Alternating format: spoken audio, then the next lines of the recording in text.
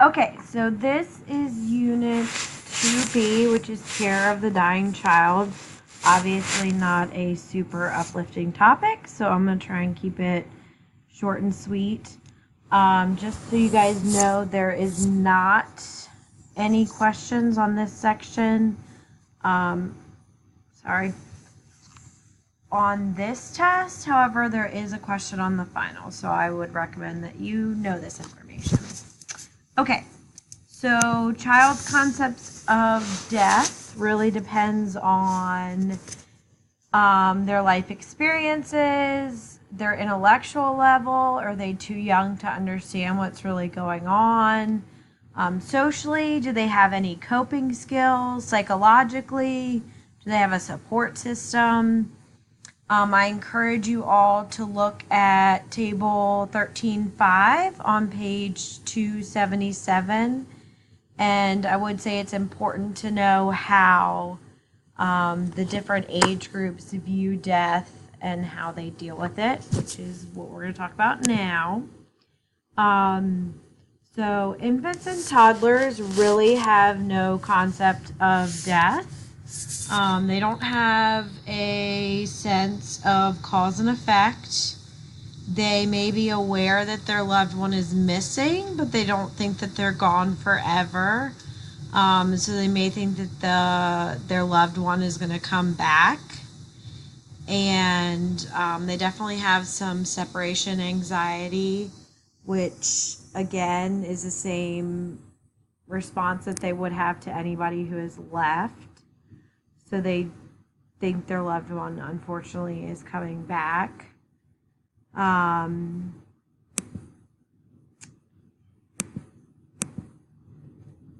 It is important to be honest with infants and toddlers, and honestly, it's important to be honest with all of the age groups. And as hard as it is for families and the individuals to return back to their normal routine as soon as possible, just because that's what's gonna help them through it and get them back to normal. So preschoolers, moving on, they view death as temporary and reversible, and they can definitely regress after a death. So they might start acting like an infant or a toddler. They may wet the bed. They may have severe separation anxiety, which they should have grown out by now. They do tend to ask a lot of questions.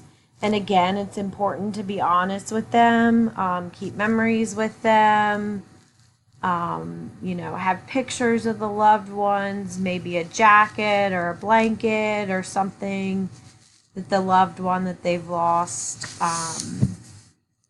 was close with. They actually believe that bad thoughts cause death, and so they believe that they can individually cause death by having bad thoughts, and then they believe that it is reversible, and that if they think good thoughts, that they can bring the person back to life. They also believe that death is a punishment. So if the preschooler did something bad, then they think that this person may have died as a result of their actions, which obviously isn't the case. They also will fear that another loved one will die, so they are kind of starting to grasp the concept of death, and so they were afraid that mom or dad or siblings or aunts or uncles or whoever will die. So again, honesty is important with them and getting back to their routine. So school agers' concept of death, by 9 or 10, they pretty much have an adult concept of death, meaning they can understand it, they realize it's permanent and that the person is not coming back. And really by 6 years of age, they should know that death is permanent. They may have guilt for the death, and they may not actually recognize that death can occur at any age yet. Um, by the time the child reaches adolescence, however, they should recognize that it's irreversible, it's universal, it's inevitable. They are intellectually capable of understanding death by this point. So death may be seen as a distant event, and they may be resistant to oneself. Death in adolescence, or dealing with death, can be a difficult time. They may develop depression, they may act out, they may assume responsibility actually with the family and take on more responsibilities. So adolescents react kind of like adults do, in that you don't know what their reaction's going to be. It can be good, it can be bad. It is important, though, to have open communication and to refer to counseling or support groups as needed. I actually lost my mom when I was 14 years old, and I went to grief counseling. And I think, I really think anybody who loses a loved one should go to grief counseling, because you kind of learn how to at least grieve in a healthy way. But certainly adolescence, when you have all of these other emotions and all of these other changes going on in your life, you can at least learn healthy coping mechanisms and learn how to deal with death in a healthy way.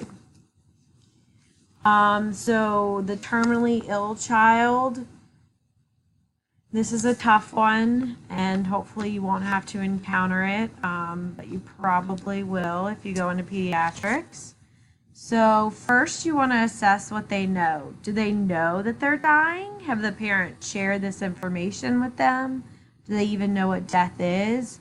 And again, based on their age and how they conceptualize death would be important. You certainly want to encourage them talking about their worries about death, about their feelings, about what they think about is going to happen when they leave. You want to offer nonverbal opportunities such as art or music or writing, anything to kind of help them express themselves. I do again recommend that you look at table 13.3 on page 273.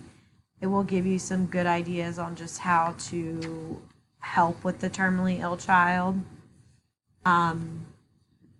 Support of families can be challenging, but is very important, especially with family-centered care. You want to support their spiritual and cultural traditions. I will never forget in the PICU when I worked there, there was a little Asian boy that ended up dying, and they did not want to take a single thing home of his.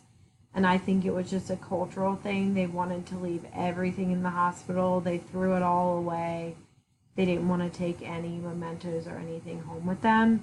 And so obviously as a nurse and as hospital staff, you respect whatever their needs are.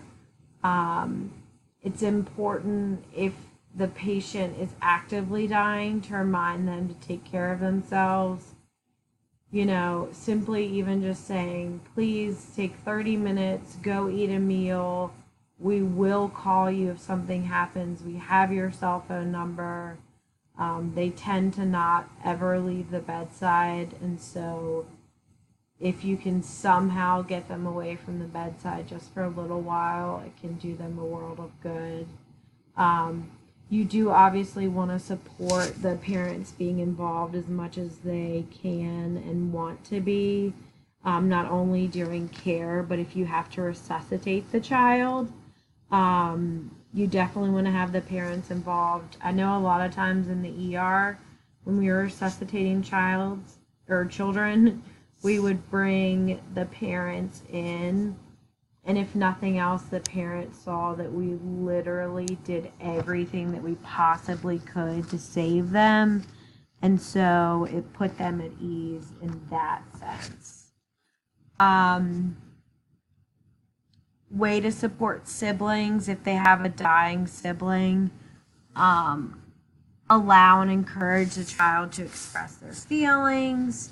You know, you want to prepare them, and you may even have to do this for the parents as well, but prepare them for what they're going to see in the room. I know Child Life does a really good job preparing them and letting them know what tubes and wires are, but if you don't have Child Life available, take a teddy bear out there, take a sample, you know, ET tube, take a sample IV tubing, and let them know what they're going to see so that it's not such a shock. It still will be a shock, but at least they'll have some idea of what's going on. You also want to facilitate the grieving process for them. I know that when my mom died, my cousin, was probably 6 or 7, and he colored a picture to put in her casket, and that was how he said goodbye, and we certainly encouraged it, and that was, you know, how he could be involved in her memorial service, and just any way that you think that the siblings can be involved and to help their grieving process is important as well. And again, in every aspect of dying and of grief, you don't want to hide things from them. You don't want to hide things from the siblings. You don't want to hide things from the patients, the children. You just want to be honest. So that's it. Let me know if you guys have any questions.